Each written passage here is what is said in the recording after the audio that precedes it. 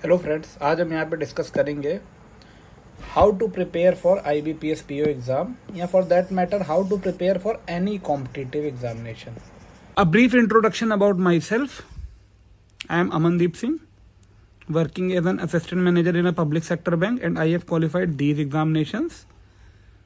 I have worked in Career Launcher also as a faculty.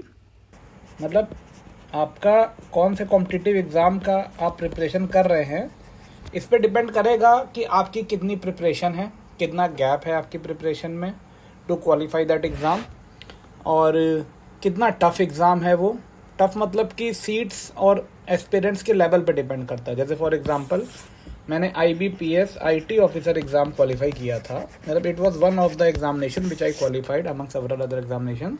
तो मैं इस example क्यों दे रहा, क्योंकि इसमें नंबर ऑफ एस्पिरेंट्स जो बैठे थे वो अराउंड 5 लाख थे, सीट्स अराउंड 300 थी। ये बात है 2016 की। और अगर आप UPSC सिविल सर्विसेज का भी एग्ज़ाम देखें तो इसमें भी मुझे लगभग यही फिगर दिखता है कि 5 लाख लोग बैठते हैं, 10 लाख लोग लगभग फॉर्म भरते हैं, बट बैठते हैं 5 लाख लोग, आधे लोग लगभग बैठते ही नहीं हैं।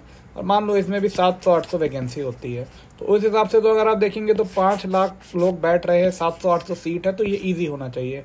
बट आपका ये ज़्यादा इजी है IT ऑफिसर का, क्योंकि इस पे जो बंदे बैठ रहे हैं IT ऑफिसर में वो उतने डेस्परेट नहीं है, मतलब ये इतनी भी अच्छी जॉब नहीं है जितना UPSC सिविल सर्विसेज की है। तो अगर ये मैंने बस एक आपको एग्जांपल दिया कि number of seats is not the only factor जिससे आप डिसाइड कर पाएंगे कि कितना टफ है वो एग्ज़ाम। हाँ, आपके एक्यूमेन पे भी डिपेंड करेगा कि आपका ओरिएंटेशन, आपका माइंडसेट उस एग्ज़ाम के लिए कितना सूटेबल है, आपको कितना एफर्ट करना पड़ेगा। जैसे कोई बंदा है उसकी मान लो क्वांट और रीजनिंग बहुत अच्छी है और GA वीक है, तो उसको IBPS PO एग्ज़ाम में, SSC एग्ज़ाम में एज रहेगा compare to civil services.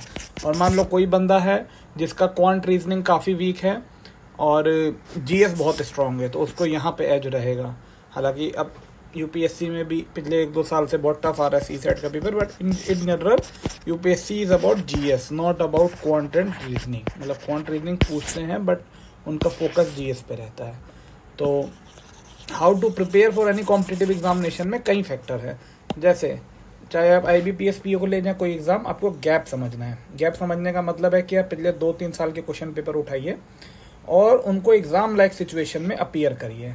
Exam like situation मतलब सेम टाइम फ्रेम। जैसे अगर मान लो 2 घंटे का एक्चुअल पेपर था लास्ट ईयर, आपने लास्ट ईयर का पेपर उठाया, इंटरनेट से डाउनलोड किया या कोई प्रीवियस ईयर क्वेश्चन की बुक लाए, उस पेपर को अपीयर किया उसी टाइम फ्रेम में, बिना इंटरनेट या बिना किसी बुक की हेल्प लिए, मतलब एग्ज़ाम लाइक सिचुएशन में, as if you are actually appearing in the examination. तो आपके जितने नंबर आए, आप और सैम्पल साइज बढ़ाने के लिए आप पिछले 2-3 साल का पेपर उठा लीजिए और आप उनको एग्ज़ाम लाइक सिचुएशन में दे के देखिए आपके जितने भी नंबर आ रहे हैं और जो उस साल का कट ऑफ गया था उससे आप कहाँ लाई कर रहे हैं। जैसे मान लीजिए 200 नंबर का पेपर था, आपके आए 60 नंबर और कट ऑफ गया था 80 नंबर, तो अब मान के चलिए थोड़ा सा गैप है, आपको इसको फिल करना रहेगा।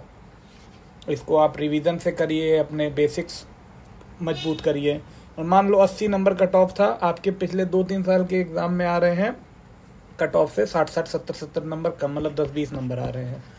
200 नंबर में 80 कट ऑफ है, 70 कट ऑफ है, आप कह रहे हैं 10-20 नंबर, तो गैप काफ़ी है। और आपके कट ऑफ के आसपास या कट ऑफ से ऊपर आ रहे हैं, आपके 90 आ रहे हैं, 100 आ रहे हैं, तो there is not much effort needed. आपको रिवीजन करना है, बेसिक्स आपके ऑलरेडी सफिशिएंट हैं टू क्लियर दिस एग्जामिनेशन। देखो, पढ़ने की तो कोई लिमिट है नहीं, लेकिन जो नॉलेज रिक्वायर्ड है इस एग्ज़ाम को क्लियर करने के लिए वो आपके पास ऑलरेडी है, तभी आपके कट ऑफ के आसपास के नंबर आ रहे हैं। और थोड़े नंबर इंक्रीज़ हो जाए, आपको एग्ज़ाम क्वालिफाई करने के बाद भी मन मुताबिक पोस्ट या मन मुताबिक बैंक मिल जाए, उसके लिए आप थोड़ा सा नंबर और इम्प्रूव कर सकते हैं। भाई यहाँ पे आप ऑलरेडी सेफ जोन में, आप क्वालिफाई कर रहे हैं, अब आपकी लड़ाई है टॉप में आने की। जैसे SSC CGL आप ले लीजिए, तो उसमें रैंक से आपको क्या पोस्ट मिलेगी वो डिसाइड हो जाता है। भाई आपकी रैंक नीचे की है तो आपको नीचे की पोस्ट मिलेंगी, रैंक आपकी अच्छी है 500, 400, 100 है तो आपको टॉप आपकी प्रेफर्ड पोस्ट मिल सकती है। बैंक में हालांकि इतना नहीं रहता है, बैंक में तो मोर और लेस सब बैंक की लगभग सैलरी स्लिप सेम ही होती है, अलाउंसेस का डिफरेंस रहता है। तो सबसे पहले आपको गैप समझना है कि आप कहाँ पे लाई कर रहे हैं, फिर उसके बाद आपको स्ट्रैटेजी बनानी है।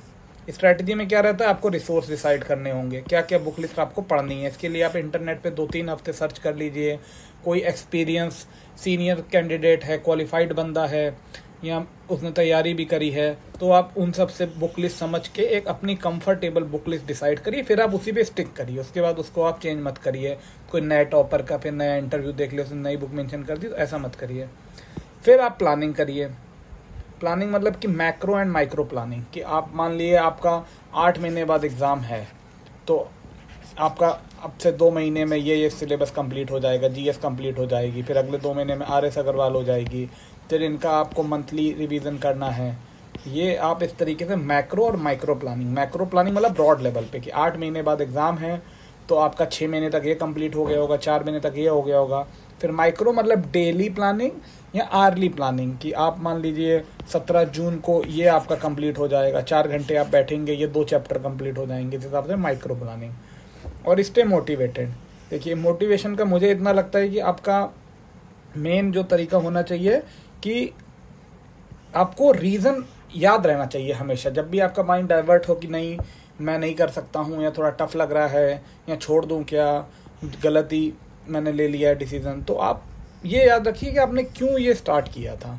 और मेरे समझ से मोटिवेशन से भी ज़्यादा कि आप में इसमें रहता है कि आप माइक्रो प्लान जो बनाया है आपने, मैक्रो प्लान को फुलफिल करने के लिए जो माइक्रो प्लान है आपके, डेली प्लान या आर्ली प्लान, उसको आप फॉलो करिए, डिसिप्लिन लाइए। तो discipline is more important than motivation. इन सब के बावजूद भी मैं कहूँगा थोड़ा लक फैक्टर होता है। कई बार अनफोर्सिन सर्कमस्टेंसेस हो सकते हैं, आपकी नींद नहीं पूरी हुई, कुछ एक्सीडेंट हो गया, या आपको अपनी तरफ से तो प्रिपेयर होके जाना है, prepare for the worst and hope for the best, लेकिन फिर भी आप लक फैक्टर को टोटली अवॉइड नहीं कर सकते, इसका भी कुछ रोल है। बट हाँ, ये आपके हाथ में है नहीं, तो आपके हाथ में एफर्ट है। तो बेसिक स्टडी मटेरियल पढ़िए, मॉक्स दीजिए, रिवीजन करिए, यही की है किसी भी कॉम्पिटिटिव एग्जाम को निकालने के लिए। Thank you.